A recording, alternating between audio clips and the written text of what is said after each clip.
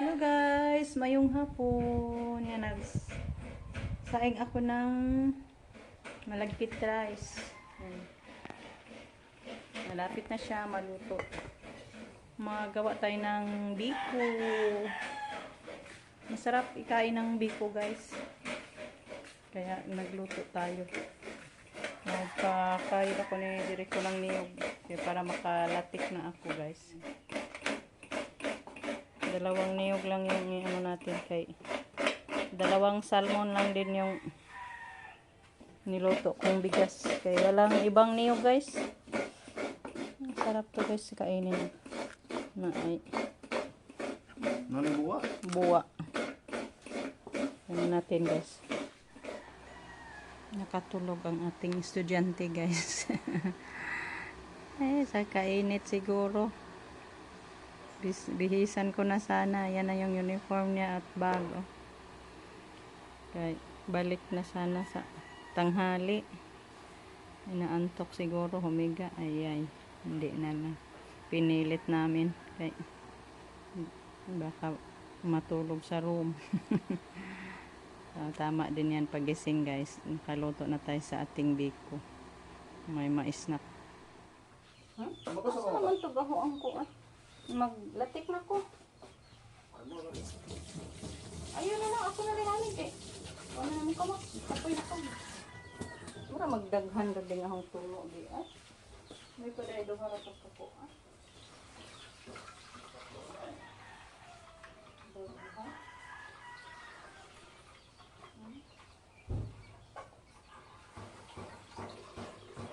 Yan guys, magsimula akong maglatik.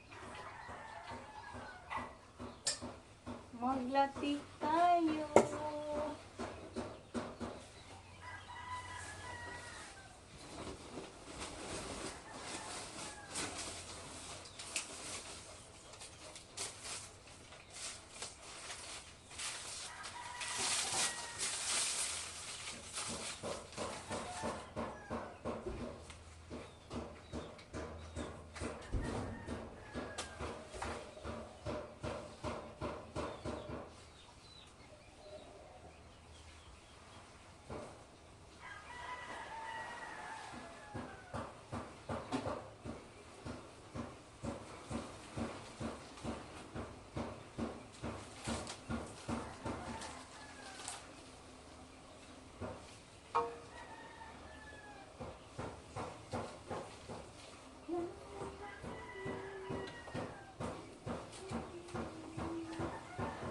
Crave tayo biko guys. Nauntag biko. Matagal na din hindi tayo nakakain ng biko.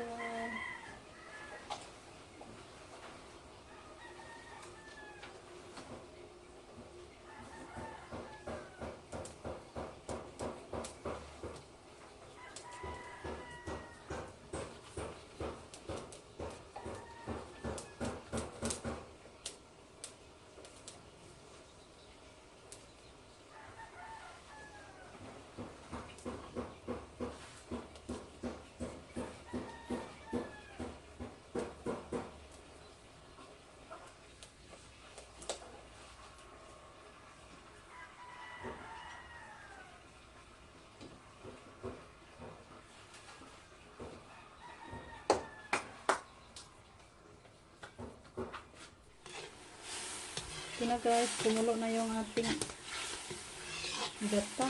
Lagyan na natin ng asukar. Brown sugar lang guys, kaya wala akong red na asukal. Yung kinugay ba. Ito na lang. Matamis din naman to guys.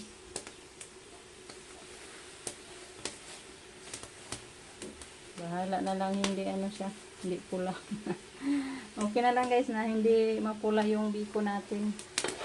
Sa atin lang may makakain tayo guys. Kaya gusto kong kumain ng matamis.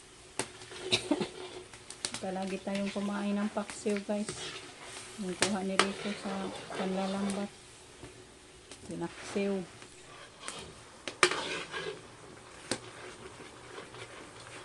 Madali lang to malatik guys. Kaya daming panggatong natin ha.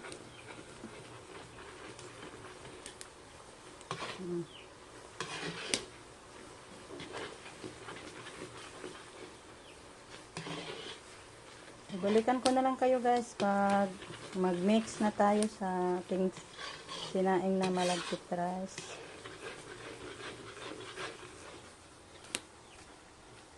Ito na po yung latik natin guys. Gihaon ko muna bago ako mag-shake, maghalo sa ating kanin na malagkit kay ang init doon sa apoy guys. So, tamis siguro nito. Matamis yung biko guys. Ito yung masarap. Pag matabang, hindi masarap. Hindi lang siya pula.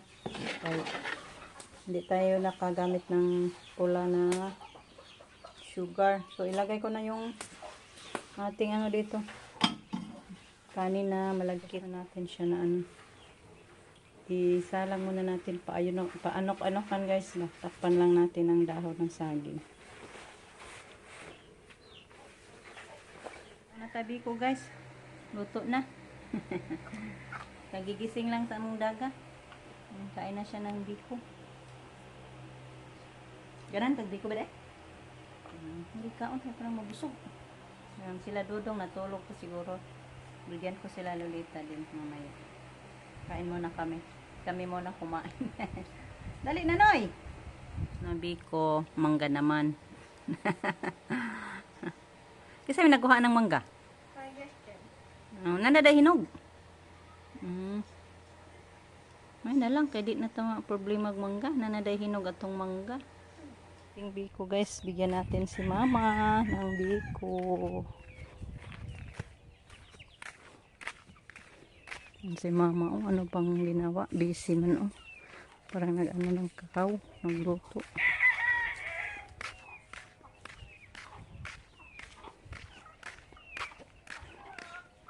Oh, biko. Yes, mama guys, oh, busy. Sige, gawa ng sinsiyo.